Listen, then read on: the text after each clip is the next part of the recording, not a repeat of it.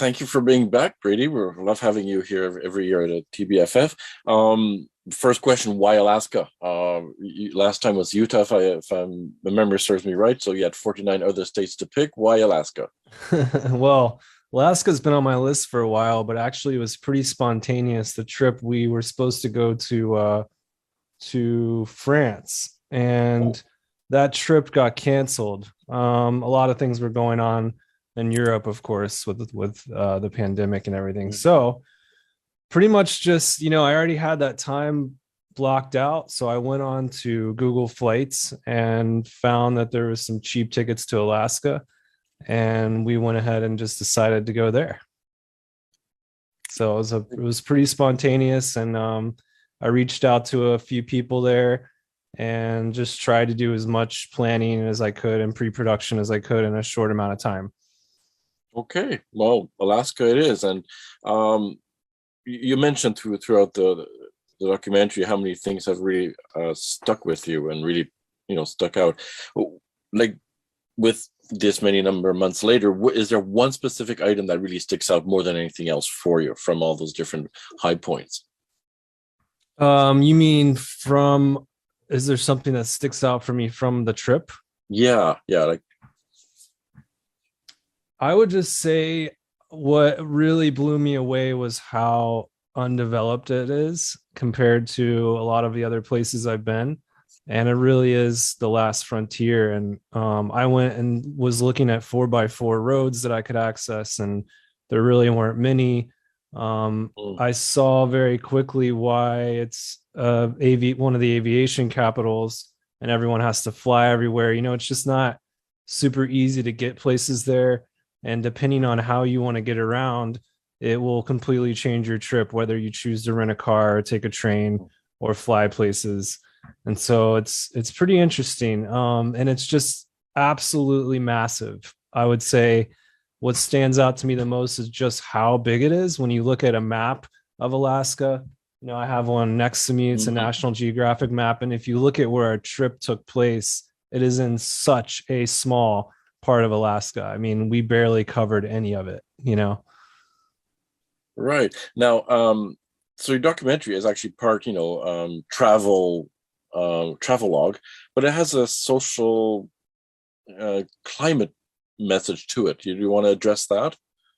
I was trying to just observe what is going on and learn about it and just present the information, not so much trying to make an opinion on it or why it's happening, but just learning what's going on, seeing it from my own eyes. You hear about this stuff, but to actually see the glaciers receding and all that is really interesting.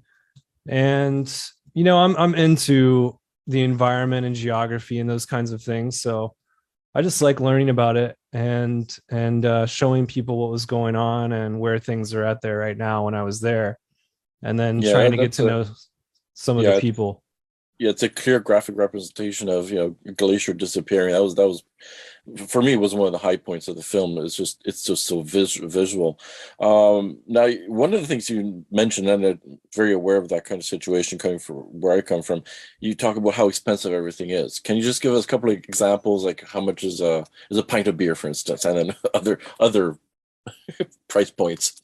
Yeah, it really depends where you are, of course. It's as far as like the beer goes, I would say that's getting cheaper because Okay, breweries are popping up all over the place there. They're kind of trending right now, okay, and more breweries are popping up. But it's more so the things that have to be imported. It's kind of like being on an island when you're in Alaska, just like Hawaii. A lot of things have to be imported, like vegetables. There's a lot of things that just have to travel a long way in order for you to get. So a lot of the meals, it was not so much. It wasn't common for there to be like a side of vegetables that comes with your plate or something like that, just because it's not super easy for them to get. And some of that could be with some of the supply issues that were going on. I mean, the world's been kind of crazy the last few years, so I'm not sure how that impacted things, but um it's more expensive than it's not like the cheapest place to go. You don't go to Alaska because you're trying to do a cheap trip. It's just happens to be a little more expensive than some others, you know. Hmm. But there are always like more affordable ways to do things. We stayed at a resort, for example, because I did a commercial for them, you know, and we probably wouldn't have stayed there if I wasn't able to do that trade. Right, right. Um, it seems to be kind of a general thing anywhere north, like Iceland or Norway or Alaska, seems to be quite an expensive destination because of all the everything has to be imported. Absolutely. Tell us everything you know about the Ulu now. Oh I didn't yeah, know that was anything really about neat. it. It was really neat. So I had really good friend of mine who I'm working on a documentary with right now reach out to me and say, you got to go visit the Ulu factory and include it in your film. And it was really neat learning about all the history of that and just how far it dates back. You know, there was an Ulu in there like from 5,000 years ago. So it's kind of wild. And especially to have a tool that's so useful that I'm now using in my kitchen that is still Yeah. better than the knives today if you're cutting certain things. um yeah, those kinds of things are really fascinating, and it's really cool to get your hands on one and use something that is culturally meaningful to them. I know there's a lot more information than I can give right now on it, you know, as I don't, as Well, far as what it means to them, to them and their culture. But yeah. well, it's not. It's a small part of the documentary, but man, does it? It just sells it. It just automatically sells. You just want to get one. It's It's pretty awesome. neat. Thank It's you for pretty that. neat. I might actually order one myself. And they're really not too expensive, and they make great gifts, and yeah, And they're made they're in the USA. Yeah. yeah, it's pretty cool. Yeah, exactly. They're made in the US. Yep. Great. So now, what's next for you? Now that you've done Utah, you've done Alaska, what's next?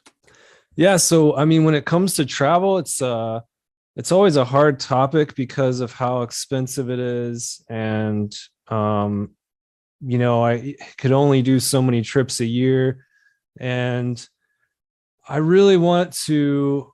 I've always been really inspired by Anthony Bourdain and how he was a little more into the food stuff than Mm, I am, but how he would interview yeah. locals and get a local perspective, and I really want to keep that going, like what I did with Alaska, and get to know the people that make up the land and not just go and do the mainstream touristy things. That's all fine, and I'll, you know, sometimes you just have to do some of that, but I really want to get to know the people behind the culture. And um, I have decided to make a feature film. I don't remember if this had started last year or not, but it's been in development for a while now. So I've been working on a documentary with the Maya and the Yucatan, and have decided to spend most of my travels working on that right now. So I'm headed back there in January and February, maybe even another trip before then, to keep working on this documentary. And most of the filming will be done in January and February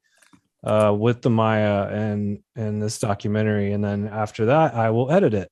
So it's my first feature long film, you know, twice the length of what you saw in Alaska, but also very different because it's a documentary and not so much of a travel log, you know.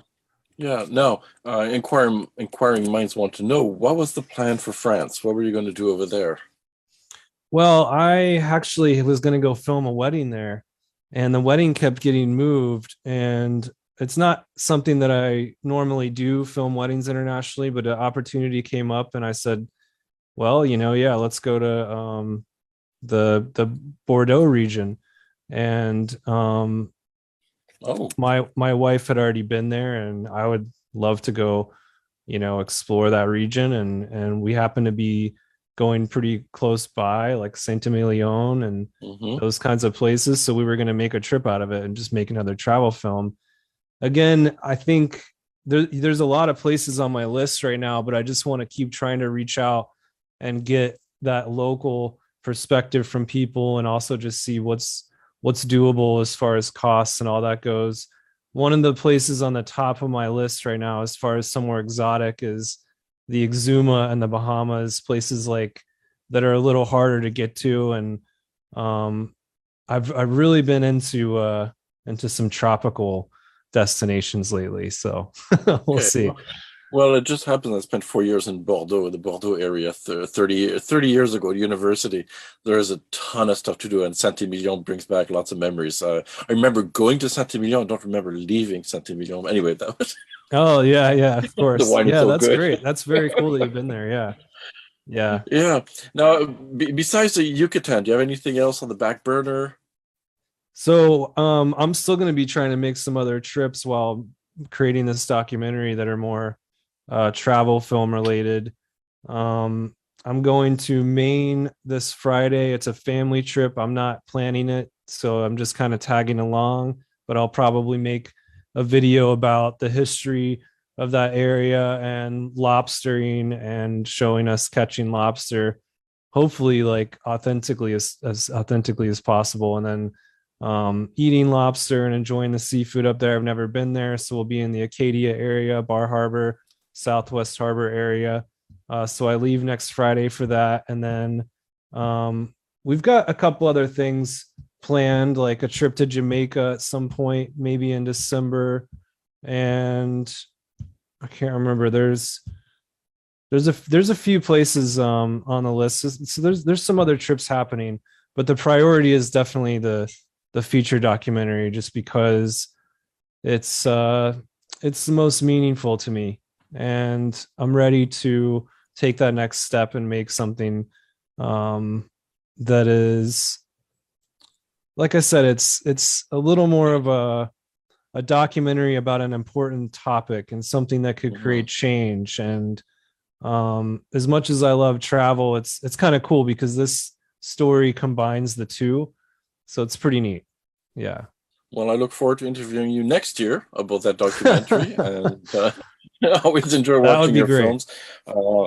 Yeah, absolutely. So I'm looking forward to seeing that next year on the plate here at TBFF.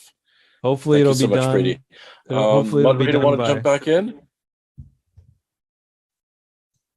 Yeah, Yeah. absolutely. We have a few questions. One of the things, though, just quickly about the Yucatan documentary that you're working on, you say it's very important that you're going to be focusing on a particular item that could make change. But do you also have that in your ancestry? Do you have some connections to the Yucatan Peninsula? Not that I know of. I don't have any connections that I know of.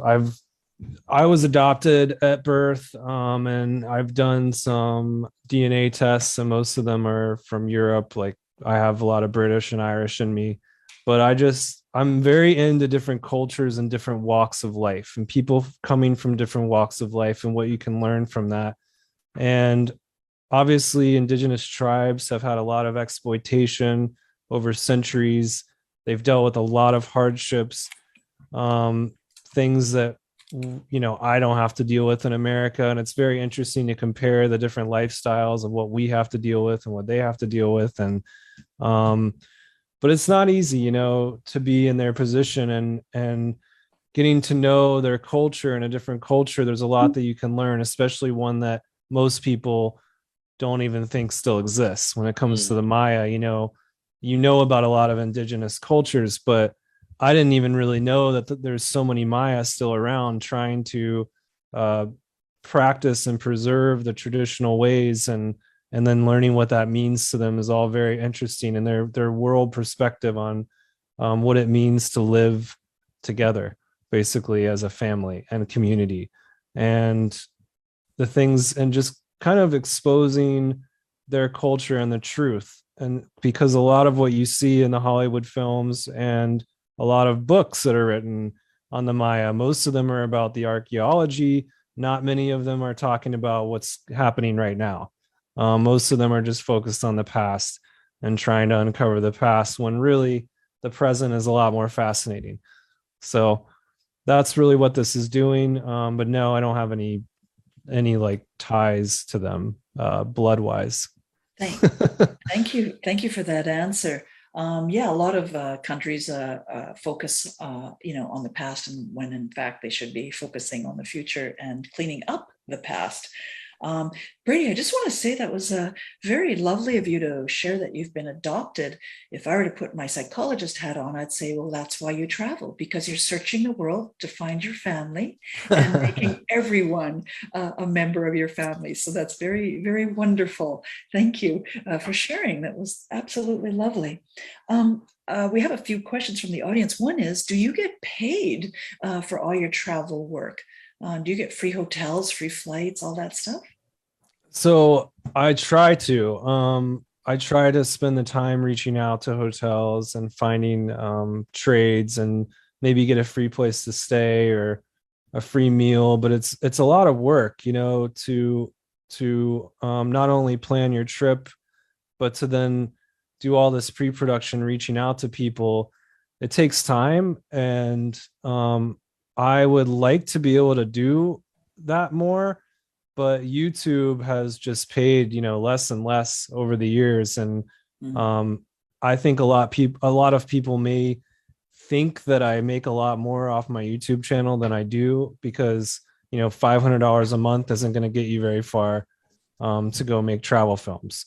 So hopefully as that keeps building, you know, then I can spend more money going more places. But YouTube just doesn't pay very well, you know, and you really got to just like save up and plan a trip. And I'll keep going, you know, I'm not going to stop. But I've been saving money for some investments, like working on an Airbnb right now and things like that. So trying to set myself up into a position to be able to go make more films.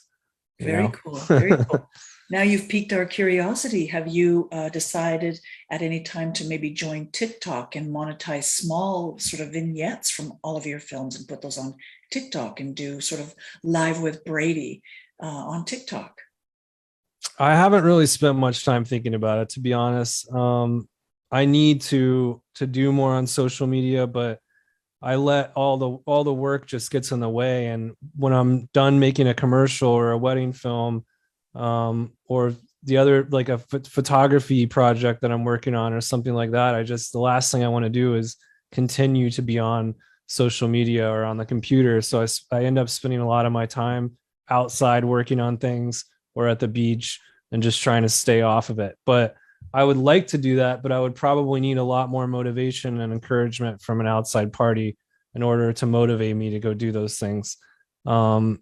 Because I'm just not as into the short stuff. You know, I'd like to document the behind the scenes of making this documentary as well, but it's a very complex documentary, very complex subject matter, not the easiest thing to talk about or show behind the scenes because it involves an indigenous culture. So I've thought about doing these things. I think about doing a lot of things, but it's hard to actually do all of that as one person. So I'm very fortunate that I'm working on this documentary with another producer. But yeah, it's just, you know, you can only do so much. And I try not to put too much pressure on myself because I have quite some time left to make films. So, and I really like the long form stuff, you know. I really like the Netflix series, the documentaries, the Anthony Bourdain shows, the Jeff Goldblum shows. That's more of the kind of storytelling that I'm into. Movies. So it's really hard for me to get into those 15-second videos because I'm just not passionate about it, you know? Yeah, we know. Awesome. After this Q&A on board the social media channel, I'll give you some ideas about how you can do that and still not have to do it yourself. I'll give you some tips. If the social media channel will let me borrow their Instagram, I'll talk to you on Instagram about that. That would be cool. Yeah. Another question. What is the best thing and what is the worst thing about being a independent travel documentarian? Okay. I think the best thing is when you get back, you finish the film and you get to share it with other people and just share the experience and hear from other people. I've had people come to me and say, you know, they just want to basically repeat what we did and it gives them a lot of insight on what they might want to do, or if they want to go take the same trip. It's a pretty good example of how to do it, or they can ask me questions about it, and I can help them go have a similar experience. Also, being able to watch an experience that I had that is entertaining, and in like 10 years from now, it's going to be pretty cool to look back on Alaska. 20 years, even less than that. It's just cool to look back and say, let's go revisit our trip, and you start to remember things and the people that were there, and you start to fill in these details in your head that might not even be in the film, and just like what it took to go get that shot, or remembering that sunset or that meal or something like that is really cool to remember something that vividly, and also leaving that to the future. And you're also capturing a moment in time of this is this place, and when I went this year, it's like creating a time capsule in a sense of this is what Anchorage to Seward looked like, so that and people even 50 years from now could look back and go, wow, look how different it was, or be able to see how it changed. It will eventually become history.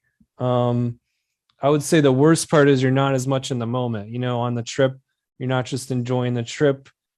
I love capturing these things and filming them, but it is a ton of work. It's a lot more work than just going and enjoying a trip.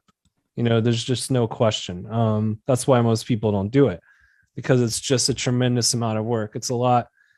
I'd say it's probably more enjoyable to just go and be present the whole time. Thank you. Thank you for that answer.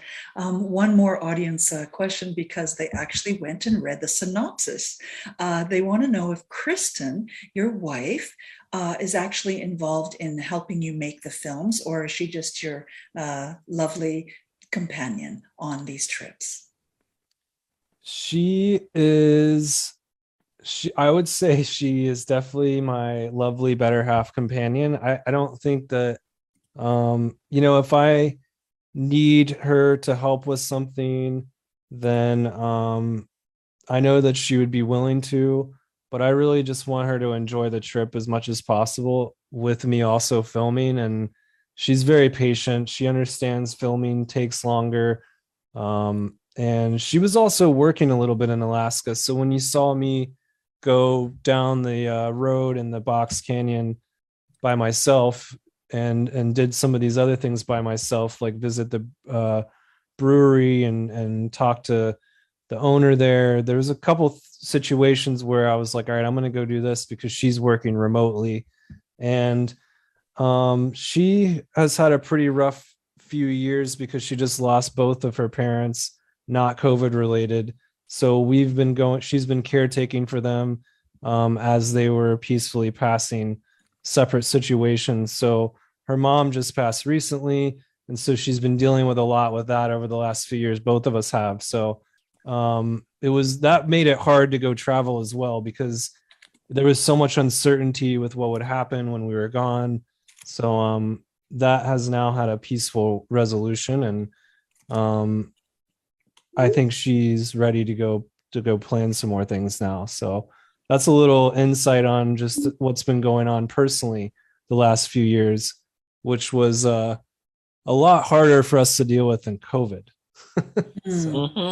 Yeah. Well, we send our warm condolences to your lovely wife, Kristen, and to yourself. And I know that you support each other because we can see it on film. And so we're just want you all to heal together, and appreciate we can't it. wait for you both to go on your next excursion together. She is awesome. I don't think she's as obsessed with storytelling as I am. She runs a digital marketing agency, and that's like her passion. And so all I can ask is that she tags along and has a good time with me, but she's not actively trying to plan a film, to answer the question. If she wanted to help me plan something, of course I would love that, but I don't expect that of her.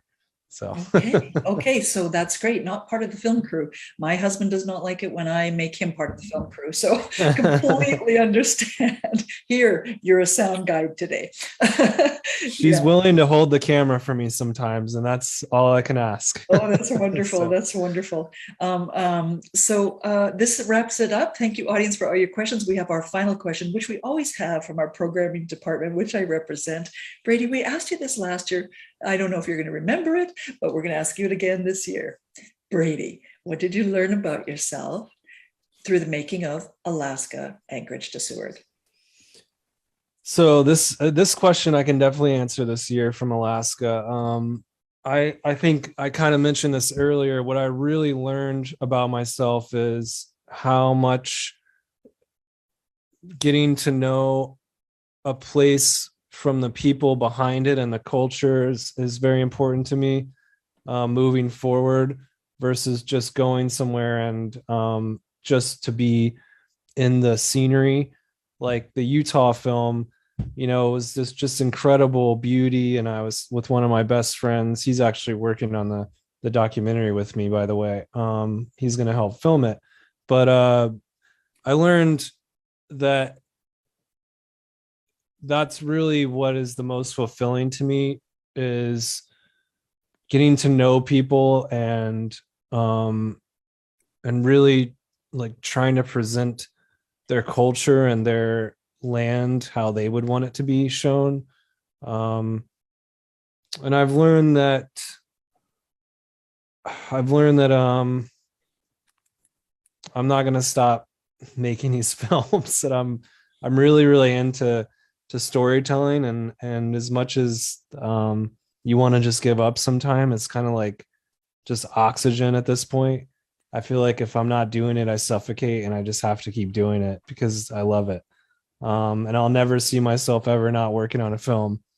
So I've definitely learned that about myself. Thank you, Brady. Thank you. And you do it well. I mean, this footage that you give us with these beautiful postcard moments, they're just luscious to look at, and they help us go away for a little while. And especially as representing the programming team, it was great to be able to travel by watching your film. So thank you so much for that. Awesome. I love hearing about when people, how these films like impacted them and their opinions on them, and answering questions about them really gives me motivation and inspiration to keep doing them. When I hear that other people are enjoying it, basically. So really, really appreciate you having me at the festival. And it means the world to me. Well, thank you so much, everybody. That is our final question. We're going to wrap up this Q&A with Mr. Brady Skye. This is his second time over at the Toronto Beaches Film Festival. He won some wonderful awards last year, and let's see what happens this year. So don't forget to vote. You can use the poll. Oh, I got the awards right here. Oh, show us. Show us. From last year. So awesome. Pretty cool. That's awesome. Hold them both up. I got him right next to me. Our social media will take a picture. Hold them all up, Brady. Okay, I'll take one too while I'm here. Put one on. There you go. There you go. Yeah, it's neat. Okay, our social media's got that, and I've got one for them just in case. Thank you, Brady. So yeah, see, folks, that's 2 awards. So vote, please. Use the pull down menu here. Use Facebook, use Instagram, wherever you want to vote. Use your registration that you used to watch the film today. Thank you very much, Brady.